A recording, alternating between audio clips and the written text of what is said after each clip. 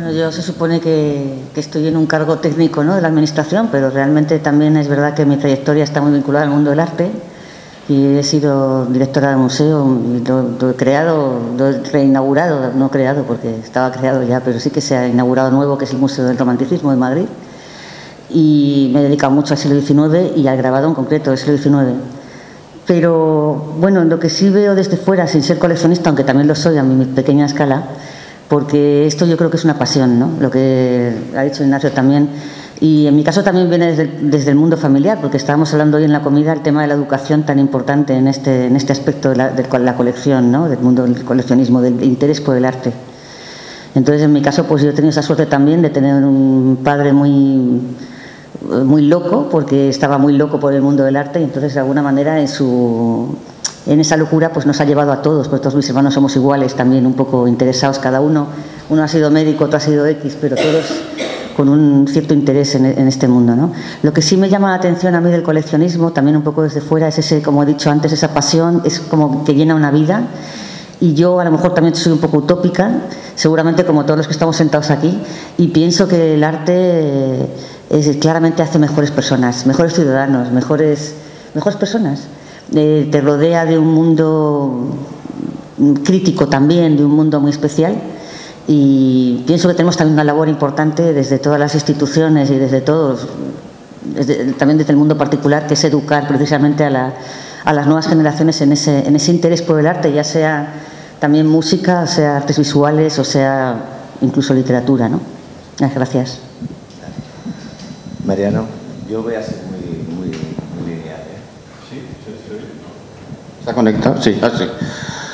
Bueno, yo mi aproximación, yo siempre he sentido interés por el arte, ¿no? Desde niño. No vengo de una familia que esté especialmente vinculada al arte, todo lo contrario. Yo ahí soy un poco un unicum en mi familia, pero siempre es cierto que desde niño es un mundo que me había atraído. Y cuando otros niños leían libros de cómics, yo leía libros de arte, ¿no? Y sí que es cierto que mi llegada al mundo del grabado y del grabado antiguo fue un poco casual, pero yo siempre he dicho que a mí me encantaría, a mí lo que me interesa es el arte antiguo y sobre todo los primitivos, los siglos XV y XVI, y me hubiera encantado coleccionar tablas flamencas, pero claro, es un mercado al que yo económicamente no puedo acceder. Entonces sí que cuando empecé a descubrir el grabado antiguo me di cuenta que podía adquirir obras de artistas fabulosos y de figuras de primera línea por un precio relativamente módico, ¿no? Y entonces puedes estar en contacto con obras de primerísimo nivel, cosa que de otra forma es imposible. Y luego también me llamó mucho la atención el gran desconocimiento que había sobre artistas de primer nivel. Uno de los protagonistas o de los bloques de mi colección es el que se expuso aquí en Bilbao hace 3 o 4 años en el Museo de Bellas Artes, es Lucas van Leyden, que es un artista de primerísimo nivel, en su época fue un artista importantísimo y del que prácticamente se había perdido toda la noticia. Entonces a mí me llamó la atención cuando compré mi primera obra de Lucas van Leyden, estar delante de una obra excepcional de un artista del que jamás había oído hablar, ¿no? Porque yo había visitado el Museo del Prado en muchísimas ocasiones, había leído multitud de libros de arte y conocía prácticamente a todos los artistas importantes de la antigüedad. En cambio, me di cuenta de que estaban los grabadores de los que no tenía ni idea. Entonces, ese mundo de ir investigando y de ir descubriendo artistas que habían sido olvidados para la historia, a mí me ha sido siempre muy gratificante.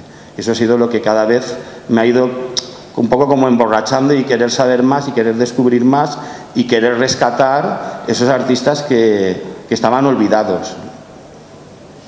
Muchas gracias. Chema. Bueno, pues lo primero, muchas gracias, Roberto, por invitarnos a esta mesa. Hay una cosa que encuentro en común en todos los coleccionistas que conozco, también en esta mesa, en esta reunión, y es el carácter cultural de la afición por comprar arte. Es decir, que cuando hablamos de las compras de arte contemporáneo, de arte antiguo o de cualquier manifestación artística vinculada al conocimiento y a la belleza, todo el mundo que termina cayendo en esta seducción y en este casi veneno, como diría el presidente de 9915, lo hace por una extraña afición cultural, una pasión por el conocimiento, y por el saber de la humanidad y de los otros. En mi caso, y como os digo, los coleccionistas que conozco en la asociación, ahora mismo actualmente somos 70, raro es el caso de alguien que compra, y muy extraño en España, por inversión financiera. Los coleccionistas compran por lo que podríamos llamar una inversión personal de este tipo, una inversión cultural, una inversión social, asunto que seguramente vendrá a esta reunión en el transcurso de esta conversación, y también por una inversión familiar, que esto es algo que siempre me ha llamado especialmente la atención, porque yo procedo, digamos, soy producto de esa inversión. Mis padres compraban moderadamente un cierto arte. Nosotros veraneábamos, nos escapábamos de Madrid, yo procedo también de un ambiente empresarial, y mis padres en verano nos escapábamos de la ciudad y nos refugiábamos en Cadaqués, que es un pueblecito que seguramente conocen, donde había un ambiente en los años 70 y 80 y también en el resto de los 90 muy artístico. Y entonces pues ahí todo el mundo vestía muy informalmente y el ambiente era de intercambio cultural, de reflexión siempre en torno a la pintura, la figura de Salvador Dalí. El mundo del surrealismo y de las vanguardias francesas, vanguardias europeas, estaban siempre en todas las conversaciones, y en la playa porque estábamos con el fondo de las pinturas de muchas experiencias, desde Picasso, Duchamp, hasta algunos artistas pop americanos que cayeron por ahí. De manera que esa manera de vivir la infancia, de tener infiltrado en tu ADN el mundo de la cultura, la poesía, la literatura, en fin, cuando en tu casa ves que lo que se compran son libros, algunas colecciones, no exactamente colección de arte contemporáneo. Mi madre lo que coleccionaba, sin embargo, por ejemplo, eran experiencias musicales. Ahorraba todos los años y nos llevaba un viaje musical a lo largo del mundo para visitar, escuchar teatros de ópera, programaciones internacionales de música, de las grandes programaciones europeas, y ese era el coleccionismo de mi madre. Era un coleccionismo inmaterial, absolutamente espiritual, como es el de la música. El producto que finalmente queda cuando uno, como decía Mariano ahora, después de que tú has comprado los grabados, lo que te queda realmente no es la posesión de la pieza, sino el conocimiento que se desprende de ellos, toda la pasión por investigar en todas esas compras que vas haciendo y en todos esos contextos culturales que te apasionan. Así que yo creo que la inversión familiar en la compra de arte es muy importante, es una de las cosas que dejas a tus hijos. Nosotros, mi mujer y yo, lo seguimos haciendo en casa, y luego además, como no quise dedicarme al negocio familiar, yo empecé, mejor dicho, en un departamento universitario de donde me rescató una galerista con la que estuve trabajando 12 años, y parte de mi sueldo además lo recibía en obra gráfica, con lo cual sin quererlo me convertí en un coleccionista cuya colección salía, digamos, de mi rendimiento laboral. Y todo eso ha ido conformando pues todo un conjunto de experiencias que lo que van haciendo es acumular verdaderamente conocimiento a través del arte y a través de otras relaciones con coleccionistas. Muchas gracias. Después de todo este reflejo de cómo son estas cuatro personas, yo creo que Chema ha nombrado una palabra que es invertir, inversión en el arte. Para mí es una palabra maldita que de alguna medida ha pervertido el acercamiento hacia el arte de mucha gente, porque en un momento dado el comprador que se acercaba a las galerías a adquirir obra de arte buscaba una regularización casi inmediata, y eso al mercado del arte creo que ha supuesto un daño terrible, ¿no? Y en ese aspecto yo creo que me gustaría un poco vuestra opinión de que realmente el arte, el acercamiento, la compra de arte debe tener una mirada mucho más pasional y mucho más de necesidad personal, y querría saber un poco vuestra opinión. Ignacio, Begoña. Sí, bueno, yo personalmente coincido totalmente. El arte mirado como inversión es un error. Es un error. Además, los números lo ratifican. Si vamos a la frialdad de los números, que luego lo podemos hacer, es un error. Yo creo que el coleccionismo debe proceder del corazón, de tus sentimientos, de lo que representa para ti esa obra de arte o esos artistas, o esas técnicas de producción, etcétera. Y a partir de ahí debes construir tu pequeña colección, si quieres llamarle colección o llamarlo como quieras. Yo Yo en mi obra, por ejemplo, nunca la he llamado colección. Yo tengo una serie de obras que un corpus pictórico que muchos coleccionistas convendrían llamarle colección, pero bueno, para mí no es una colección, es una serie de obras que me han interesado en un momento determinado en la vida. Pero yendo al concepto de la inversión, es un error. Hoy en día, todavía en las conversaciones banales dices, oye, esto como inversión, qué bien habrá venido hasta ahora. No, es un error. Todo lo que los tiempos y los últimos años han demostrado que todo aquello que has comprado, si se me permite decir muy a lo bestia, su valor hoy en día hay que quitarle un cero. Hay que quitarle un cero, porque es así, porque la realidad lo demuestra. Hoy en día históricamente las galerías hacen una encomiable labor. Sin las galerías sería impensable el futuro de los artistas. Pero si cogemos el valor de una obra, por ejemplo, y permítame que haga esta reflexión, que igual no todo el mundo estará de acuerdo, pero es una reflexión que puede marcarnos un poco la guía y el camino por el cual separamos o no separamos lo que es inversión y lo que es gusto personal. Yo compro una obra que vale 100 euros, el artista está aquí, he comprado una obra del artista que vale 100 euros, el porcentaje que se lleva a la galería, no que se lleva a la galería, el costo de la galería para promocionar al artista, para llevarlo adelante, etcétera, etcétera, pues en muchos casos está cercano al 50%. Si al valor que queda le quitamos el IVA, el valor de la obra que hemos comprado realmente es tan pequeño que pensar en inversión en ese sentido es, valga la redundancia, impensable. Nunca podremos recuperar en muchos años el valor de esa obra que compramos en un momento si compramos bajo el concepto erróneo de lo que es la inversión. Hay que comprarla por otros gustos, por otras pasiones, porque esa obra supone algo muy importante para mí y desarrolla en mí las emociones y los sentimientos que no he podido desarrollar igual en otros aspectos en la vida, pero lo estoy consiguiendo a través de esa obra. Yo siempre he mantenido la teoría que la inversión en este país, en el mundo del arte, solo sirve hoy en día si tú tienes un Goya pequeño, un Velázquez pequeño, un Miró pequeño, un Picasso pequeño, un Murillo pequeño o un Zurbarán pequeño. Fuera de ahí ya no puedes nunca hablar de inversión en el mundo del arte.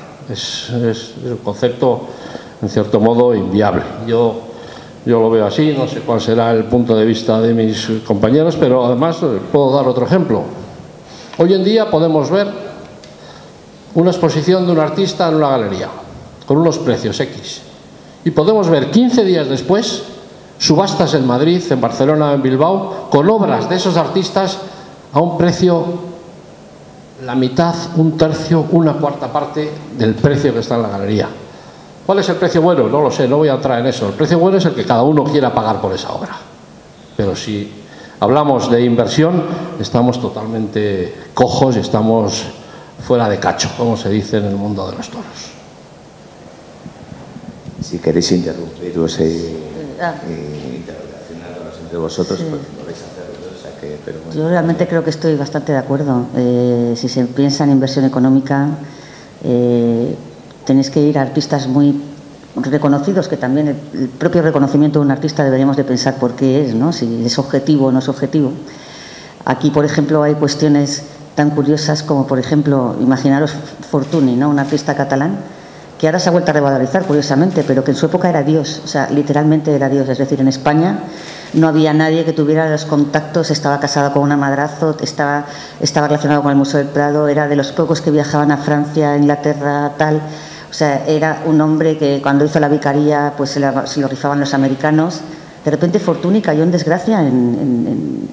Esto pues murió en 1870 y algo, si creo recordar.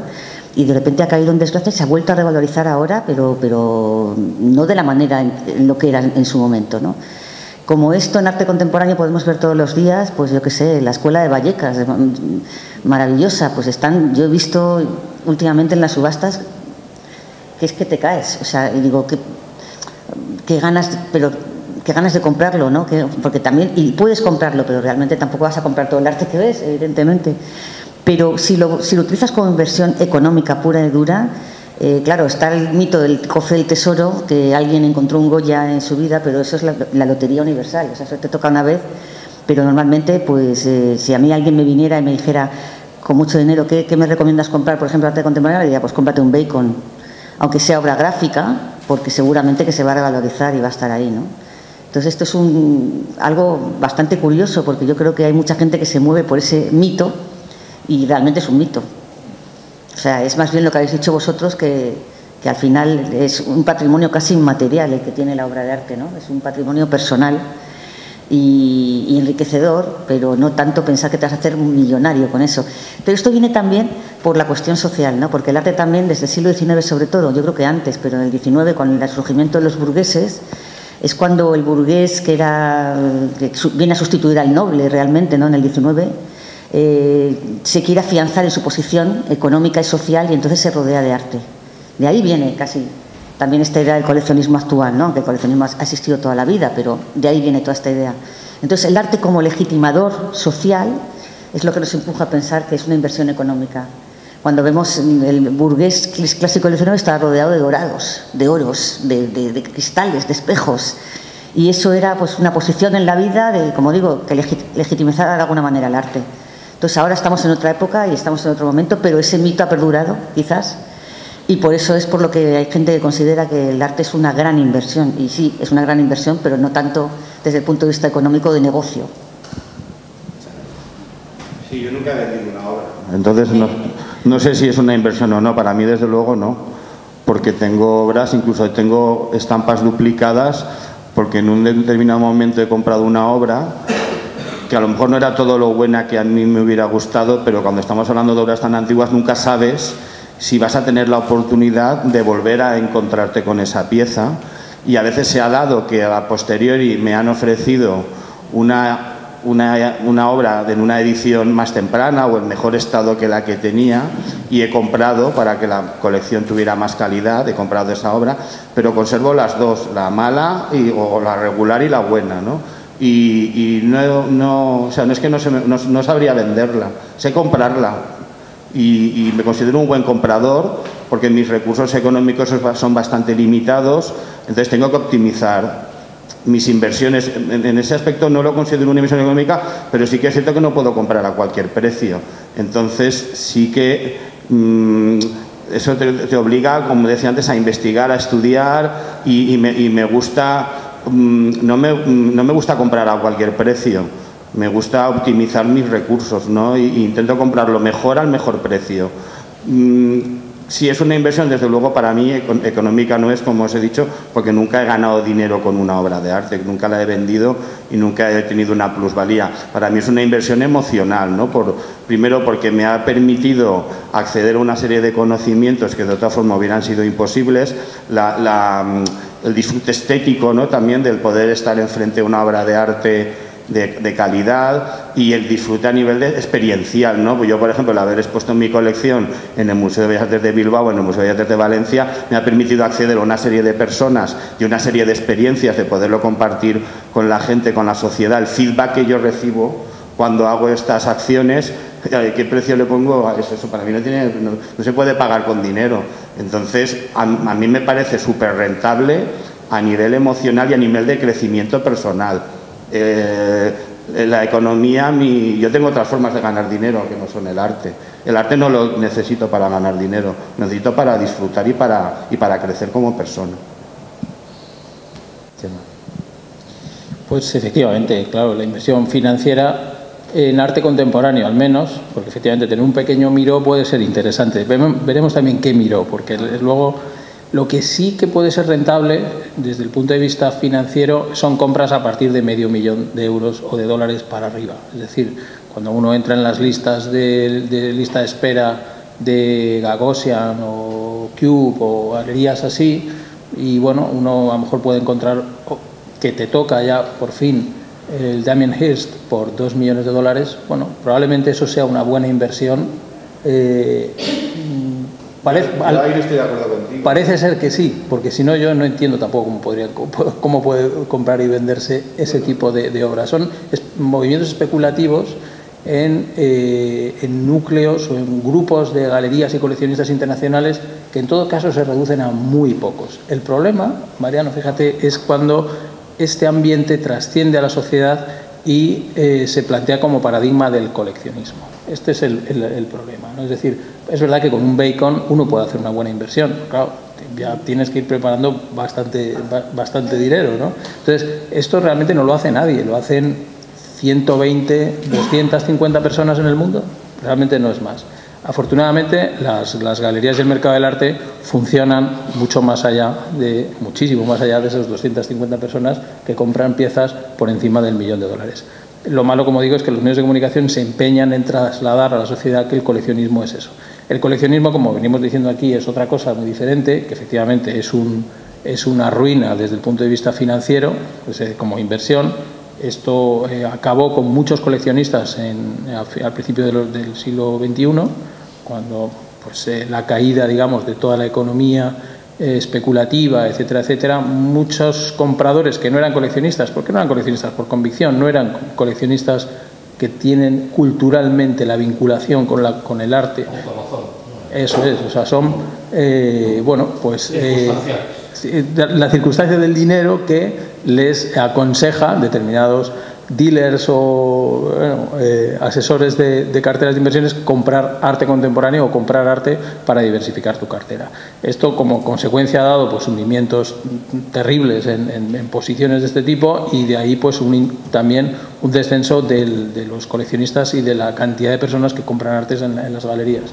Eso unido también al descenso del dinero público para las compras en las galerías y en el mercado del arte, pues que ha hecho, por ejemplo, en nuestro país se haya aterrizado y se ha sincerado los precios. Esto es una cosa también buena para el mercado, es decir, también las crisis nos ayudan a encontrar cuál es la realidad, la verdadera realidad de la situación del mercado del arte.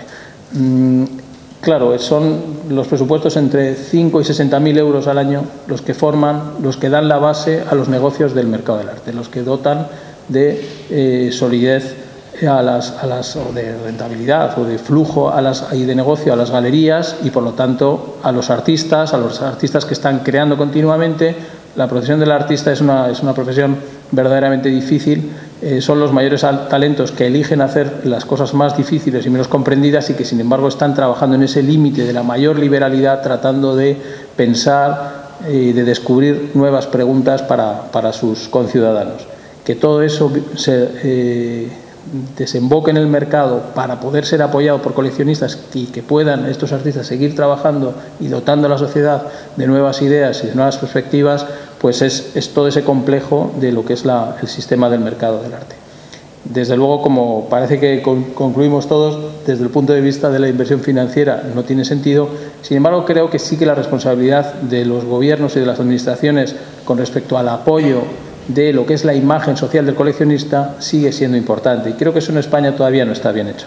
Es decir, la imagen del coleccionista en nuestra sociedad sigue siendo una imagen tópica, llena de defectos, que se ve casi en las novelas del 19 como una caricatura que no corresponde a la realidad y que no ayuda a que se normalice el mercado del arte y la situación del coleccionista, de los artistas, también de la crítica de los museos, de las instituciones y fundamentalmente de las galerías.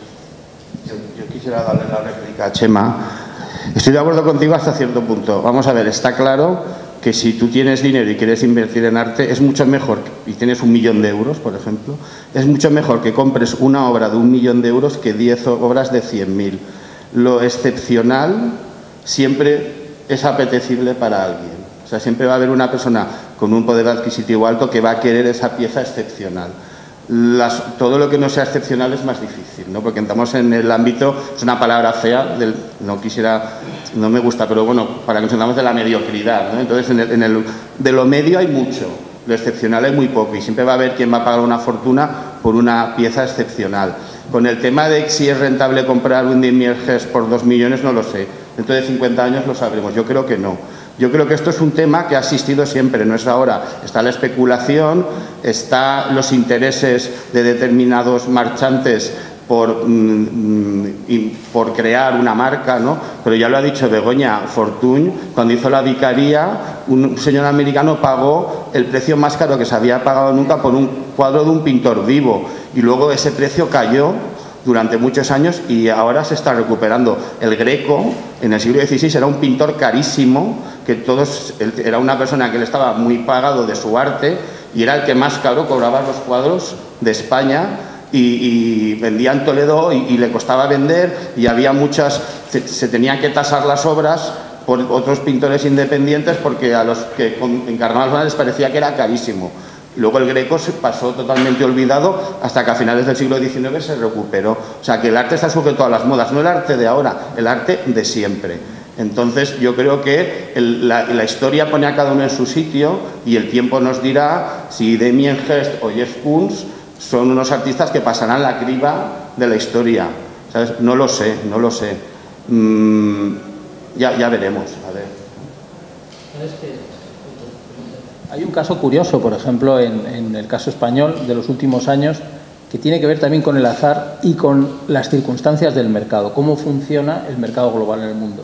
El caso de Fernando Zobel es inesperado. Es decir, es un pintor que, como toda la generación, incluidos Gustavo Torner o Gerardo Rueda, incluso, lo hemos comentado también hace un rato, Rivera o Sempere, si no tienen una buena galería, como el caso de Palazuelo, que les mantuvo en el mercado, en los nuevos coleccionistas, en las instituciones, con unas cotizaciones siempre constantes, cada 2 años en exposiciones, pues van un poco quedándose en unos márgenes del mercado que tienen que recurrir a las subastas van siempre un poco a la baja y tal. Y sin embargo, se da la circunstancia de que este señor, que era un tagalo, como todos conocéis, que era un señor de Filipinas, que viene a España y deja aquí su colección, aparece el mercado chino. Los chinos descubren a Zobel y no hay un Zobel ahora mismo por menos de $500.000 de euros.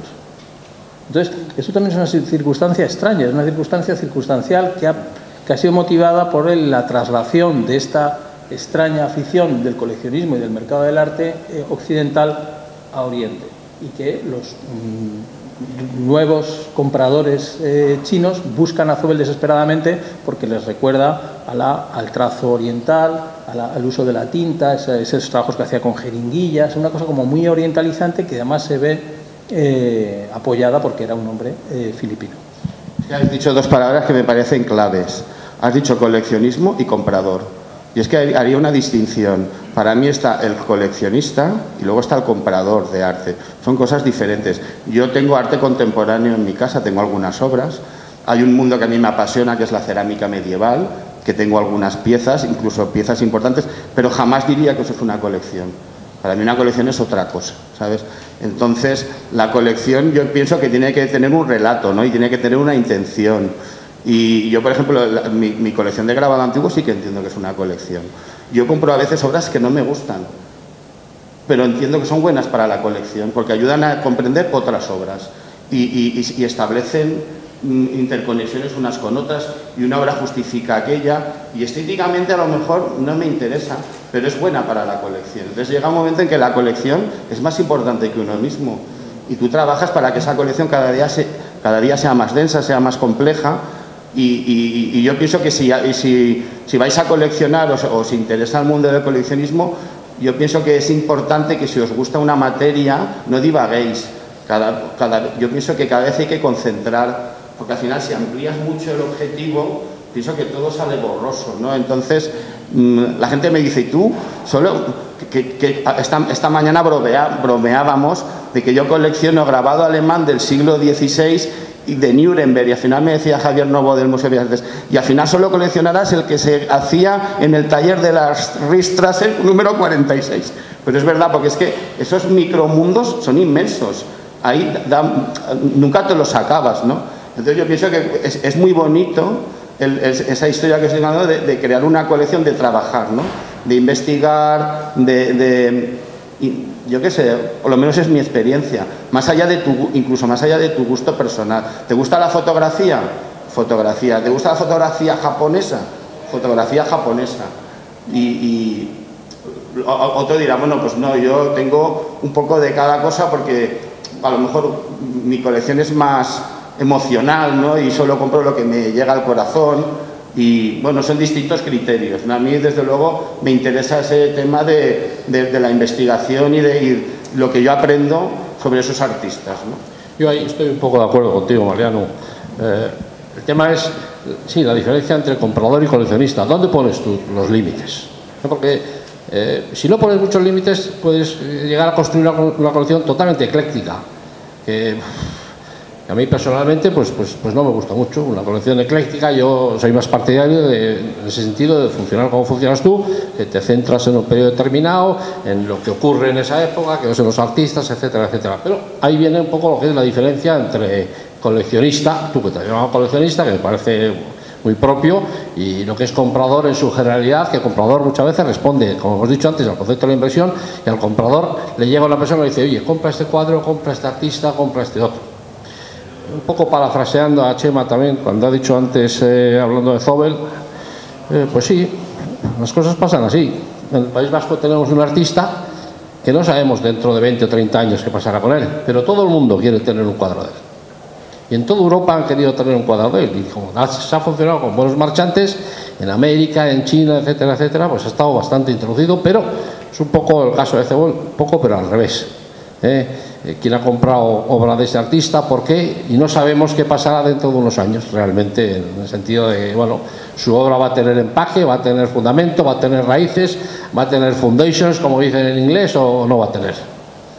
Pero he empezado volviendo un poco al tema de Mariano, y ahí sí, yo lo encuentro muy lógico el planteamiento de Mariano. Y si me atrevo a decir más, entrando en el barro, aunque bueno, estamos entre amigos, si yo pongo los 4 cuadros que tengo en el mercado a la venta, no recupero ni la mitad de lo que pague por ellos.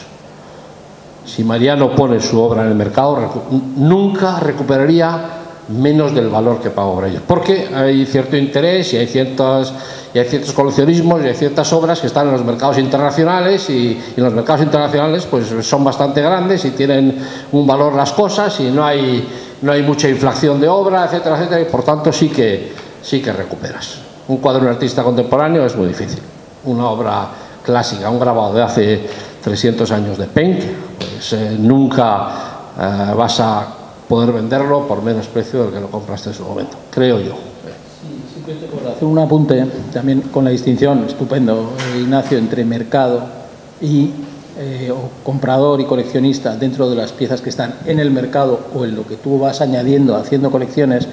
Hay un caso fantástico que es uno de mis maestros, hice una tesis sobre Juan Eduardo Cirlot. Este hombre coleccionaba espadas del siglo XVI, espadas del XVI y XVII, y fue cambiándolas, que les costaban bastante dinero además comprarlas, y fue cambiándolas en esta tarea que tú indicas, que es profundizar en tu asunto. Retrocediendo, ¿no? Y fue yendo para atrás, de manera que vendía esas preciosas empuñaduras con joyas, con platas finísimas, con un trabajo de arabesco fabuloso, las fue vendiendo y fue comprando mandobles y mazas medievales de hierros quemados, que prácticamente el arma ni se reconocía. Es decir, el arma empezó a desaparecer para ir tomando cada vez más presencia la historia, el acontecimiento, incluso el misterio de lo que no está. Entonces la cosa quemada, ¿no? Entonces ahí ya lo que empiezas a comprar es otra cosa. Empiezas a comprar eso, pues trozos, fragmentos de emociones, de mitos y de casi de leyendas y de proyecciones en el pasado. Esto es una cosa. Esta es una cosa salvaje. No eres un coleccionista, no eres un comprador, eres un coleccionista. Entonces el otro asunto es el arte contemporáneo. Porque esto es una indagación casi arqueológica y personal. En la arqueología personal, que empiezas a bucear y llegas con tus antepasados hasta Crisagón de Frisia. Yo qué sé. Esto es otra cosa, efectivamente. O sea, el arte contemporáneo es reflexión contemporánea a través de un lenguaje específico, que son los rudimentos del lenguaje plástico hoy en día para pensar las cosas que le importan o que deberían importarle a los ciudadanos a través de la cabeza y del trabajo de los artistas de hoy. Y esas colecciones se forman pues a través del mercado o a través de la indagación personal, pero son las galerías las que digamos que filtran y eligen lo que pudieran ser las mejores propuestas en este sentido para colecciones que se arman hechas con el pensamiento de hoy en día. Es otra manera, pero es una forma de coleccionar mucho más dispersa, lógicamente, porque el pensamiento hoy pues atiende a 50 circunstancias diferentes, ¿no? Hay una cosa que creo que es interesante, y es lo que yo me pierdo comprando arte antiguo, que sí que es cierto que muchas veces es muy bonito porque falta tanta información que tú tienes que obligarte a investigar y pones parte con tu imaginación y con tus sueños completas los datos que faltan en la ecuación, ¿no? Hay una cosa que yo me pierdo, que es el contacto con el artista. A mí me parece muy bonito en el coleccionista de arte contemporáneo la labor de mecenazgo, ¿no? El encargar una obra a un artista. Eso me parece yo no puedo conocer a los Beham que están aquí expuestos o al de Greber, porque son personas que tuvieron una vida apasionante, increíble, algunos de ellos, otros no. La vida de Lucas Van Leyden fue una persona súper plana, por ejemplo, pero murieron hace 500 años, entonces me he perdido el poder entrar en su taller. Tenemos que hacer una realidad virtual para imaginarnos cómo era el taller de un grabador del siglo XVI. Lo bueno de un artista del siglo XXI es que puedes ir a su taller, impregnarte de esa atmósfera de creatividad y como te digo, el contacto con el artista. A mí eso me parece una de las facetas más interesantes del arte contemporáneo. Nacho antes ha dicho que también él había hecho trabajo de editor, ¿no? Eso te obliga a estar en contacto con el artista, a trabajar con él, y entonces eso a mí me parece un trabajo muy enriquecedor. Y yo pienso que es una cosa que hay que reivindicar también, ¿no? El contacto con el artista, o el encargar una obra a medida para tu casa, para tu jardín, que es una obra que está hecha para ti, ¿no? Que el artista te conozca y plasme esas sensaciones en una obra que me parece algo mágico. Yo tengo una anécdota. Yo tenía un hermano que murió, que fue muy joven, pero que era anticuario. Bueno, él decía que era chamarilero, que realmente era lo que era. Y bueno, se dedicaba pues al mundo de las antigüedades, realmente, hasta que descubrió el arte contemporáneo. Y entonces él me decía: Begoña, es que desde que he descubierto el arte contemporáneo soy otra persona. Es que me ha cambiado absolutamente la visión del mundo. Y es que es verdad. Es que a veces el arte contemporáneo te cambia la visión de cómo ves la ciudad, de cómo ves el paisaje, te enseña cosas. El arte antiguo, por supuesto que también, ¿eh? Pero el contemporáneo también. Y tiene ese punto de vista que dices, de que también se integra mucho en tu vida, porque puedes conocer a la gente que lo hace, puedes entrar, te rejuvenece. Te rejuvenece, o sea, realmente pienso que es así. Puedes mirar por sus ojos, puedes, no sé, creo que también tiene ese punto. Y luego también hay que tener en cuenta que todo arte es contemporáneo, ¿no? Es decir, que el Greco también fue contemporáneo en su momento, y que Goya también lo fue en su momento, y que ahora tenemos que estar atentos a lo que está pasando en nuestro momento, porque también tenemos nuestros Velázquez y nuestros Goyas del futuro, o no, pero bueno, tenemos los artistas que nos rodean, que también creo que de alguna manera pues nos hacen ver la vida de otra forma, y yo creo que es interesante. Y sobre todo lo que dices, ese factor humano, ¿no? Que también es muy importante. Bueno, voy a introducir un nuevo tema, como es el título del encuentro: arte y empresa. La empresa. ¿Qué pasa con la empresa en este país? ¿Por qué no hay, a excepción de 5 o 6 grandes empresas que visibilizan su colección, hay una ausencia de compradores, de que las empresas compren arte y que con esa compra, con esas obras dinamicen sus espacios de oficinas, de edificios, etcétera, ¿no? Y también ocurre habitualmente es que cuando hay un directivo que tiene ese acercamiento y esa educación hacia el arte, mantiene viva la compra, la adquisición durante su periodo de tiempo en que dirige esa empresa, y cuando se va desaparece la política de esa empresa en la compra. ¿Por qué no se puede mantener una política de empresa de adquisición de obras de arte? Quizá también porque no hay una política fiscal que ayude a esa mirada de ese sector empresarial que sería fundamental y que de alguna manera, a mi modo de ver, es necesario para mantener el tejido de la producción del artista y la cotización del artista. Os lanzo esta pregunta a los 4. Me atrevería a decir que no son tan pocas las empresas que compran en nuestro país. Yo conozco bastantes, la verdad. O sea, pero entonces quiero explicarme. Porque efectivamente, a ver, ¿qué entendemos por empresa? O sea, una cosa está Iberdrola y luego está una pyme. Entonces, es que esto es lo mollar. O sea, vamos a ver, la colección telefónica, la colección Coca-Cola, todo esto, por ejemplo, la colección telefónica se terminó, María Corral la empezó, terminaron, no siguen comprando más. Bueno, la responsabilidad social corporativa de la entidad considera que no deben seguir comprando, que no deben seguir gastando recursos de la compañía en ese tipo de compras.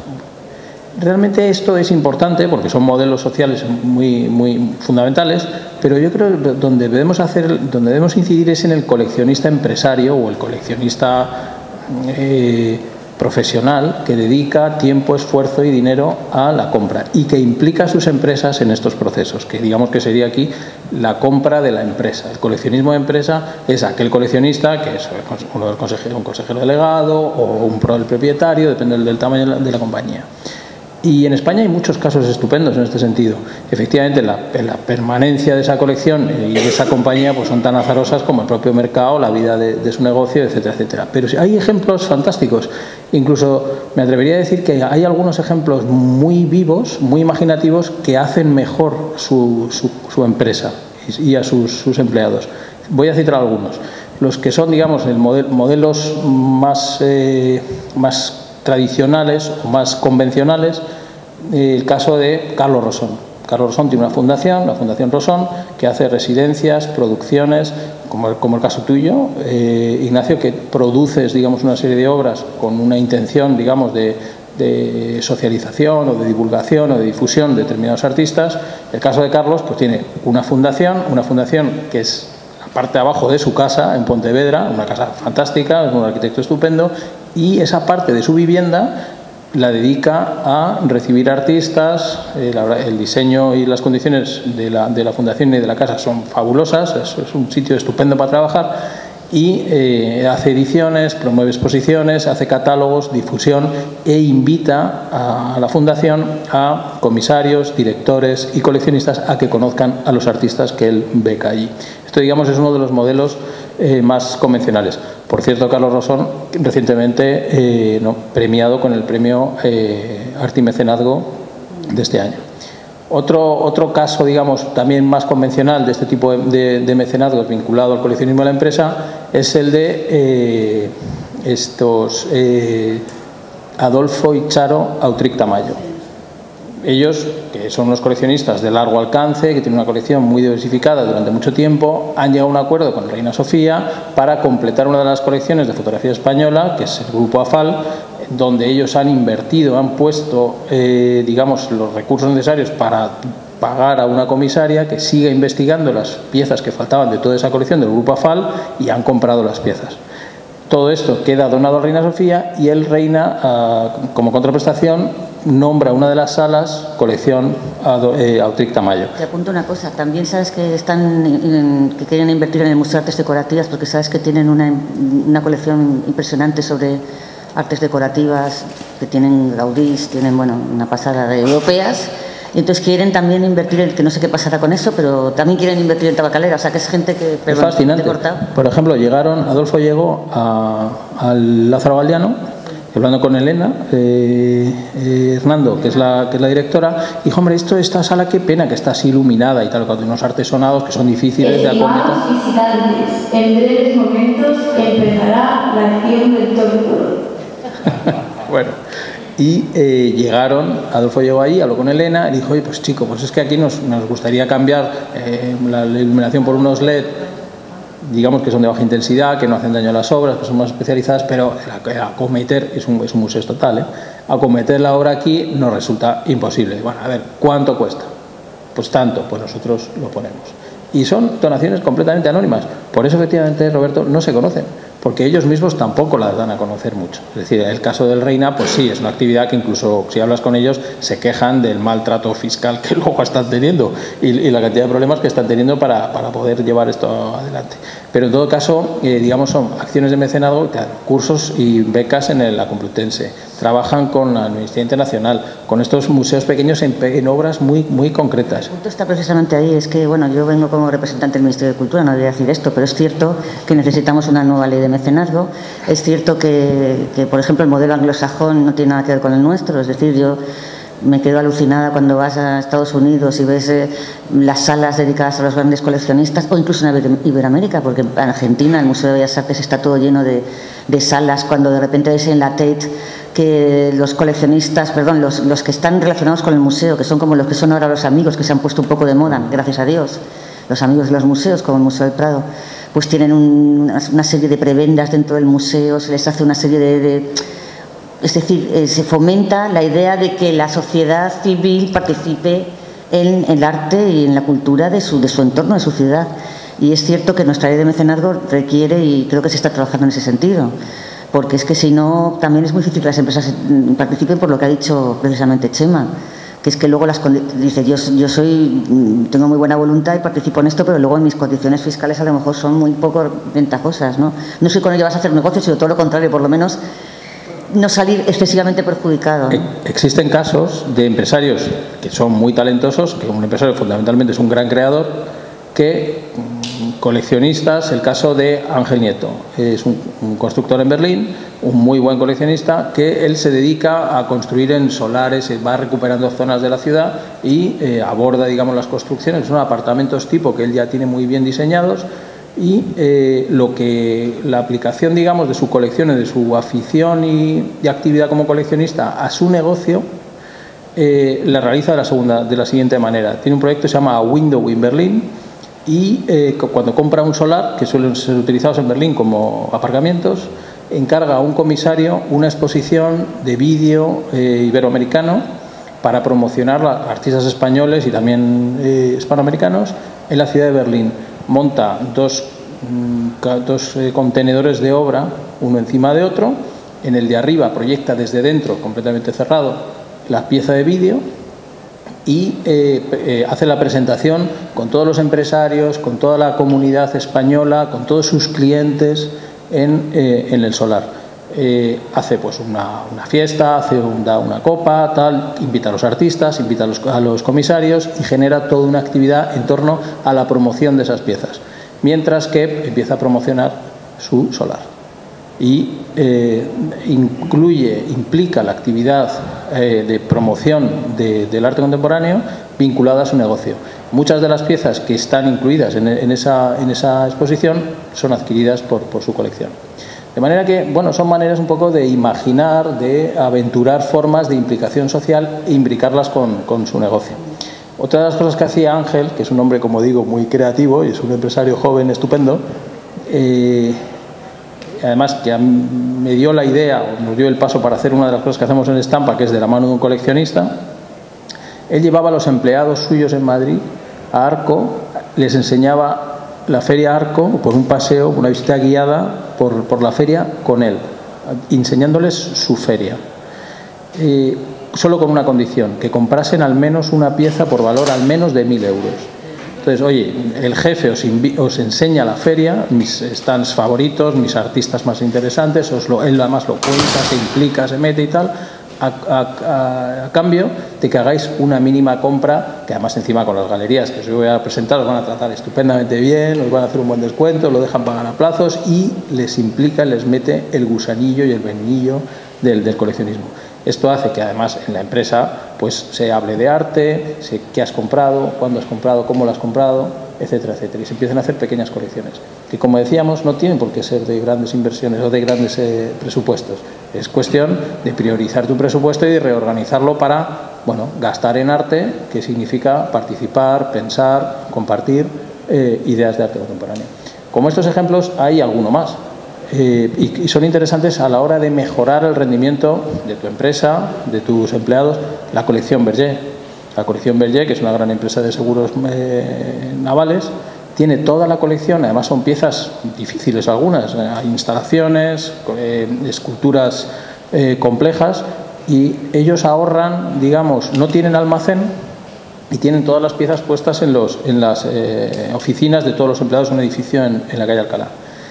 El roce de los empleados con esas piezas hace que lo que no se gasta en el almacén se lo tienen que gastar en restauración, porque se mueven las sillas, se rozan las piezas, algunas se caen, etcétera, etcétera. Pero la inversión, digamos, en la convivencia de la colección Berger con los empleados del día a día, las cambian de sitio, los empleados pueden opinar y se habla de esas piezas allí. Es casi trabajar en un espacio expositivo con un comisariado. O sea que, y en el cómics, exactamente, que es vinculado también a nuevas tecnologías.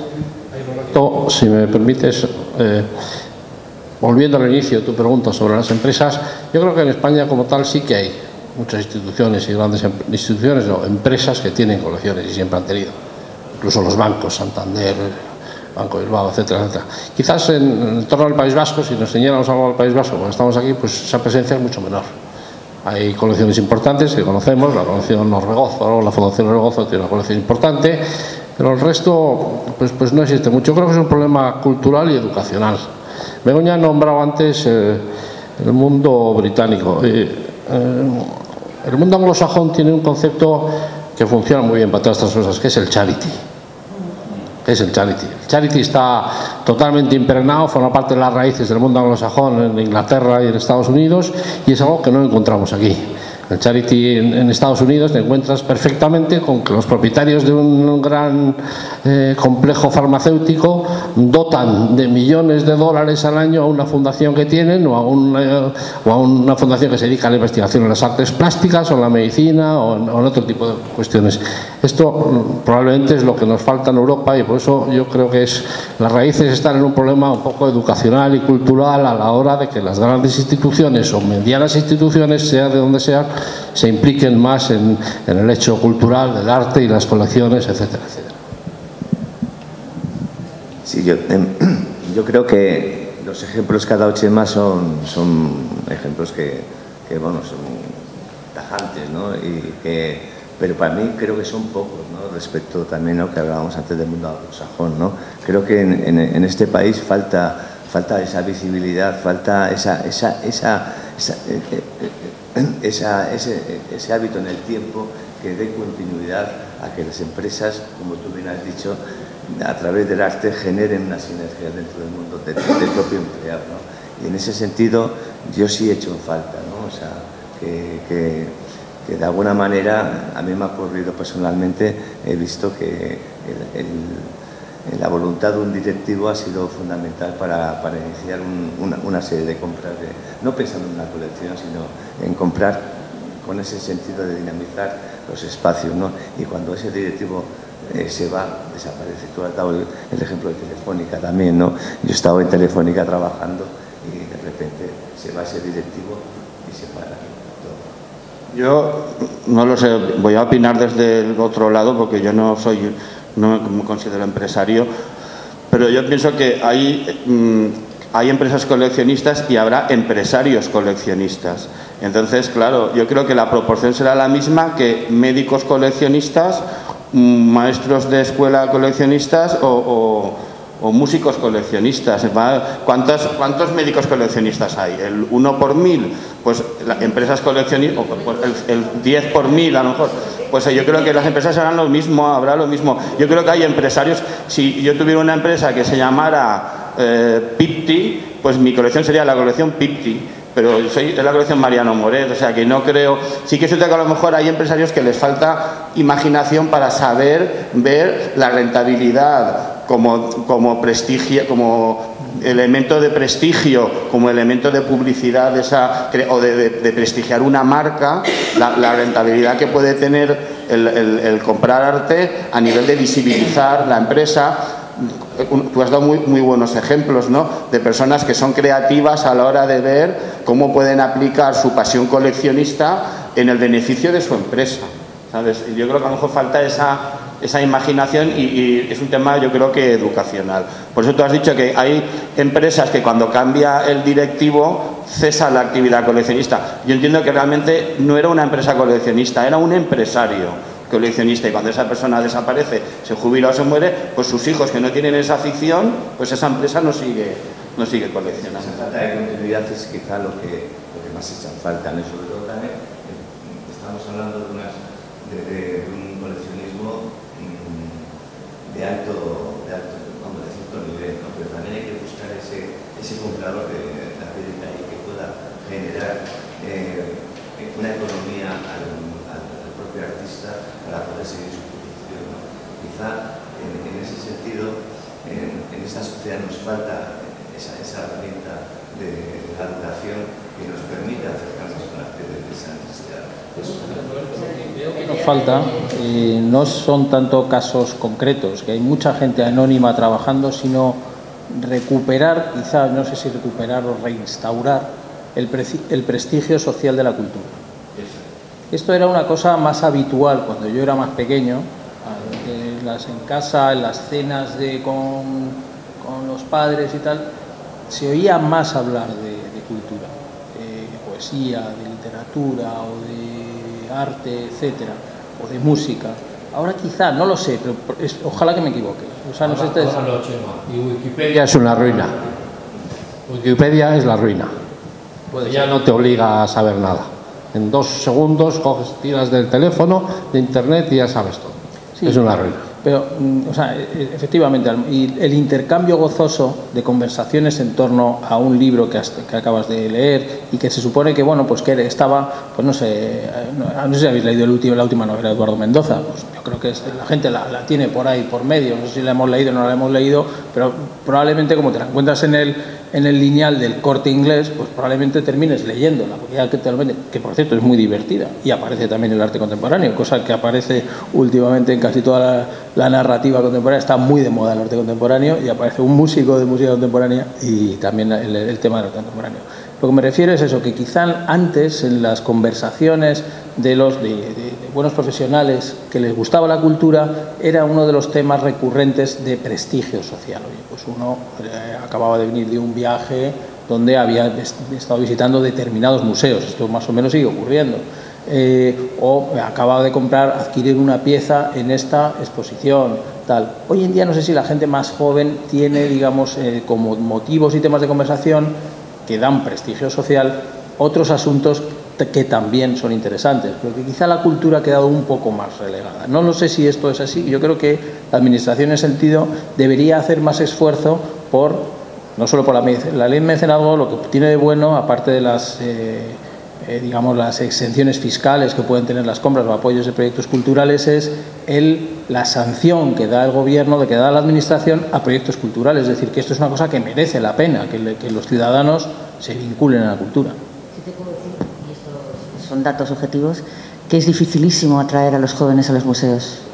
O sea, es decir, es más fácil atraer a los niños porque les haces actividades o programas con colegios y tal, pero a los jóvenes de entre 14, 18 años o más es muy difícil, muy difícil. Y esto es algo que deberíamos de pensarlo, ¿no? Y es verdad que yo creo que el Estado, yo soy proestatal totalmente y pienso que sí debería hacer una tutela en ese sentido, ¿no? Muy fuerte. Pero en un país en el que la educación está cambiando, tenemos 14 planes en 5 años, pues va a ser complicado. Y parece que el mundo del arte cada vez, en general, del mundo de la cultura, cada vez está más lejano de las aulas. El mundo del arte, claramente, porque ya sabéis que han desaparecido asignaturas, en el plan anterior, bueno, era una locura. Entonces es muy difícil y yo creo que todos hemos coincidido en que la educación era importante, ¿no? Aparte de que también puede ser autodidacta, como Mariano, pero también es importante. Entonces yo creo que ahí sí que hay una labor muy importante que hacer, ¿eh? Es que yo no sé, hay una cosa que creo que sería muy interesante, que no sé cómo se podría hacer, porque a mí me ha surgido como una seta espontáneamente, que es el disfrute del arte, ¿no?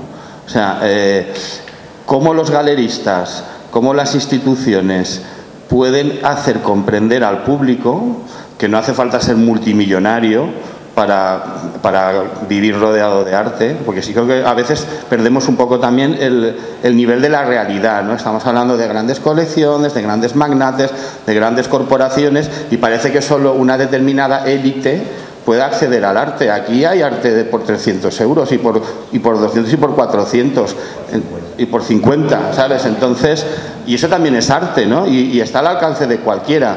Y entonces pienso que es más bonito ponerte una obra gráfica encima del cajón de tu cama que una foto que te compras en el IKEA, ¿no? Y cada una de mis obras, de mi colección, es una renuncia a otra cosa. Yo no soy un multimillonario, entonces yo he tenido que elegir. ¿Me voy un fin de semana a París o me quedo en mi casa en chándal o en pijama y me compro una obra de arte? Pues me compro una obra de arte. Y en un amigo a mi casa dice, mira qué moto me compro, una BMW antigua, coño, qué envidia me da, qué gusto, déjame que me dé una vuelta, me compraría una moto, pero he visto ahí un grabado que me gusta mucho y que me viene fenomenal para la colección, pues mira, me jodo y no me compro la moto. Eso es, si hay 500 obras en la colección, son 500 renuncias a otra cosa. Hay que saber elegir, y no me arrepiento de ninguna de esas decisiones, porque cada una de esas obras me ha aportado otro placer. Hoy en día nadie se imagina renunciar a hacerse un viaje en verano. Casi todo el mundo ha estado en el Caribe, todos viajamos, todos hemos estado en todas partes, y a lo mejor puedes elegir otra forma de ocio. Y entonces hay que intentar que la gente entienda que es divertido comprar el arte, que te puedes divertir comprando, que te aporta cosas positivas y eso yo creo que es la asignatura pendiente. Y así es una asignatura pendiente. No sé a quién corresponde meter a la gente en el mundo del arte, pero la realidad es que la cultura está lejos de la calle y el arte es excusa decirte.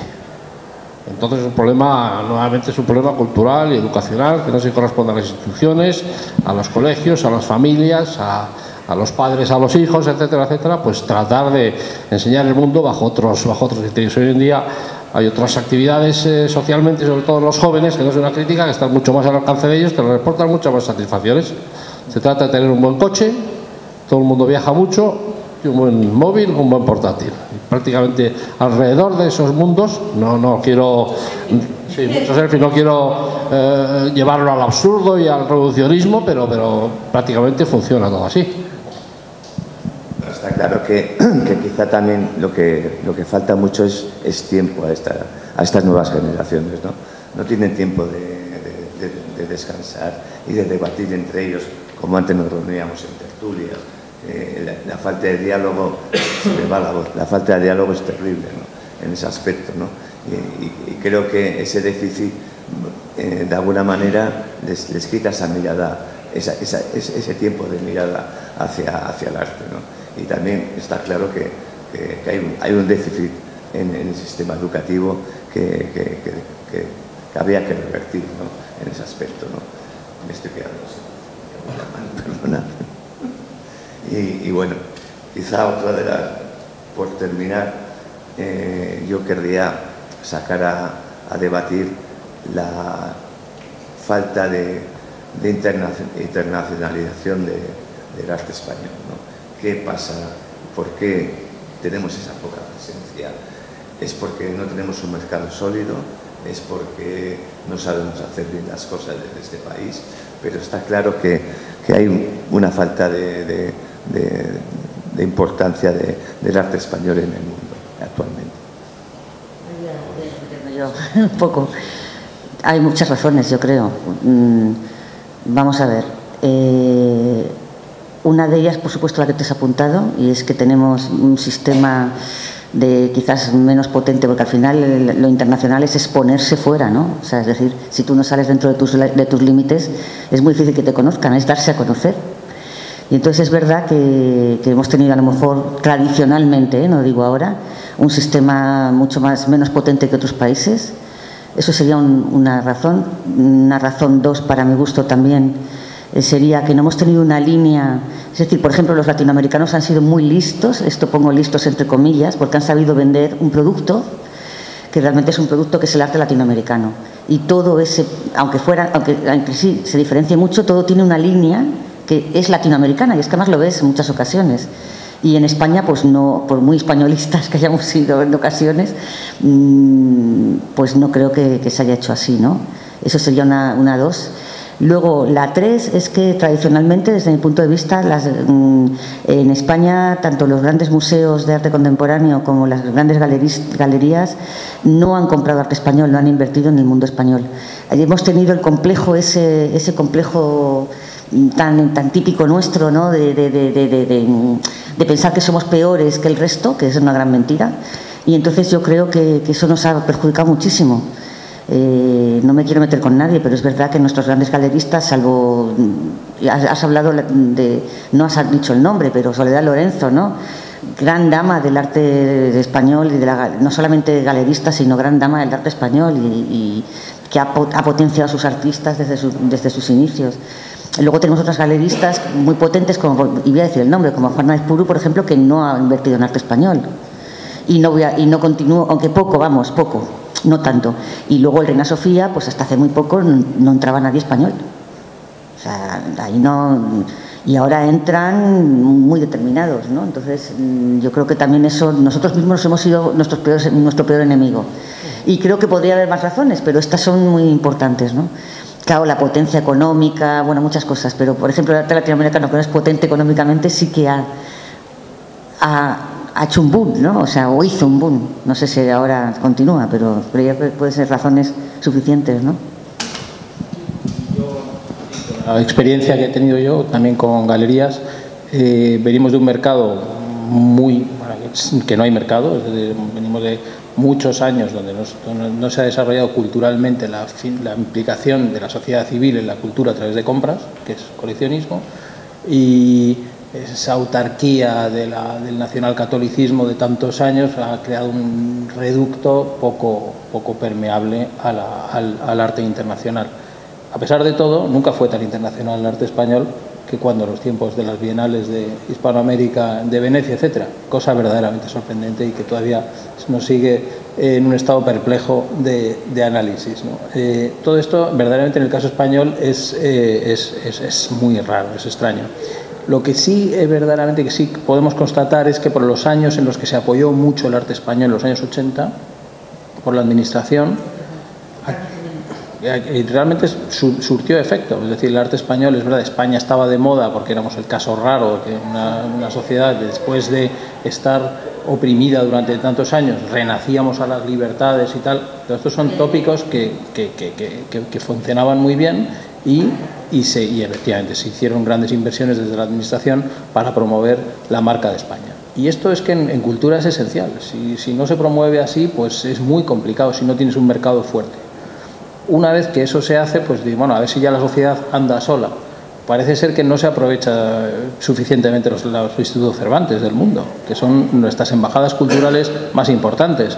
Tienen el 10 veces menos que la financiación del Goethe Institute, del British o de otras instituciones importantes en Europa, siendo la lengua española la más hablada en el mundo después del inglés y del chino, creo, o sea, con una potencia cultural fenomenal. Pero creo que, sin embargo, el gran problema está siempre en nosotros mismos, porque echarle la culpa al Estado es una cosa poco elegante. Lo que a nosotros nos pasaba en la galería, yo cuando estuve trabajando 12 años en una galería, cuando salíamos a las ferias internacionales, era que las galerías españolas hacíamos poca piña. Éramos corporativamente muy malos. Tú hablabas con un galerista francés, con un galerista alemán, y nunca te hablaba mal de sus compañeros de profesión franceses, alemanes o ingleses.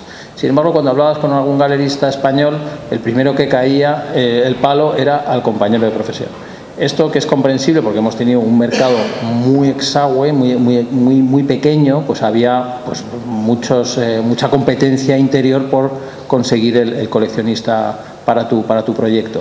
Y esa terrible competencia, muchas veces muy miope y muy cainita, se llevaba afuera, de manera que las galerías que estaban en Basilea, en la Fiat o incluso en París Foto, nosotros fuimos también víctimas de este asunto, eran expulsadas por las galerías españolas que estaban en los comités de selección de esas ferias.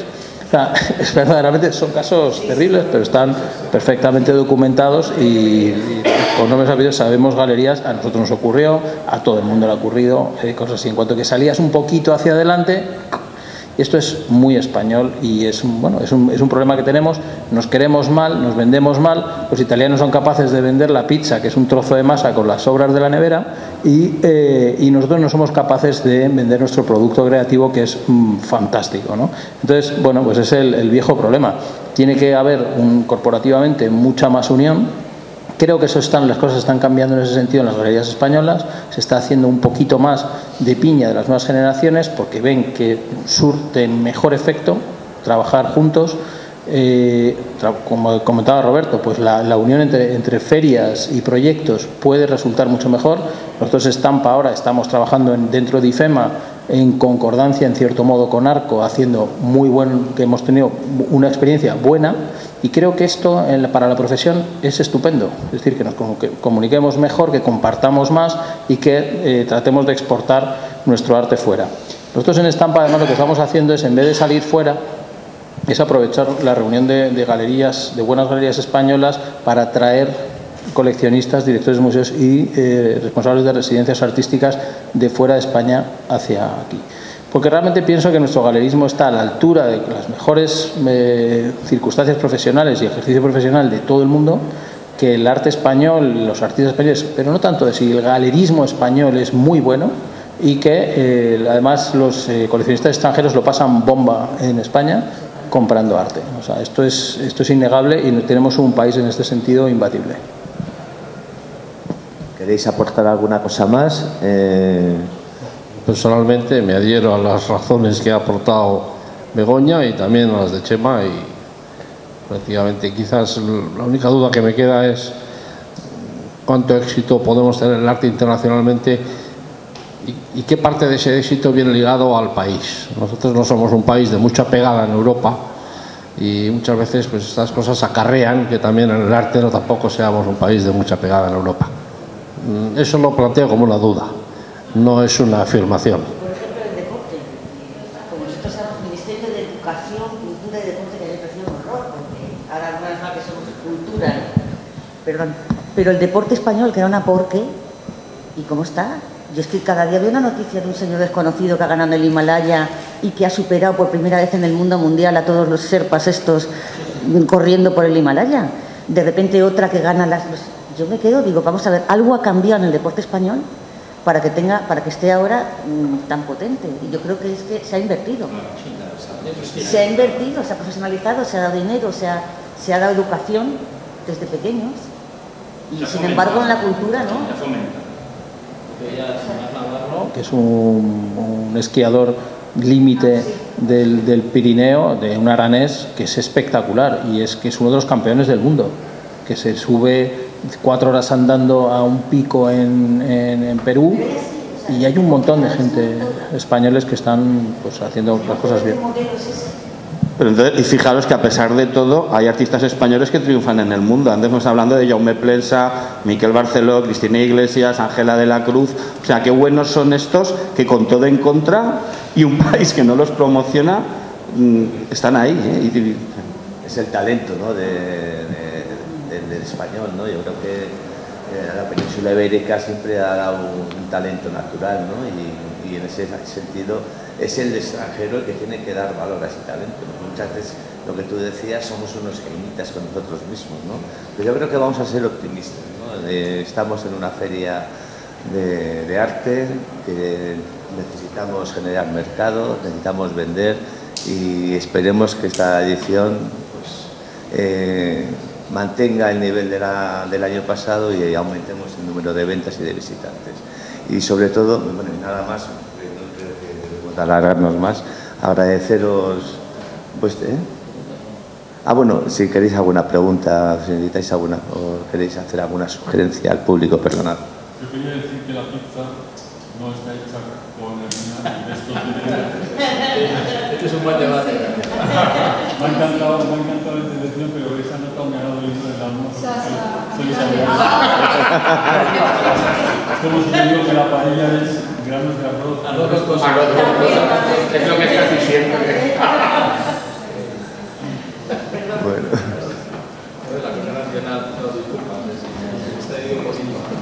Bueno, pues nada. Si no hay ninguna pregunta, agradecer a estos 4 magníficos apasionados por el arte, que esto sirva de energía para más personas, y ha sido un placer, y bueno, y ahora disfrutemos de la feria y a las 7:30 que se inaugurará. Es que ricasco a todos y hasta la próxima.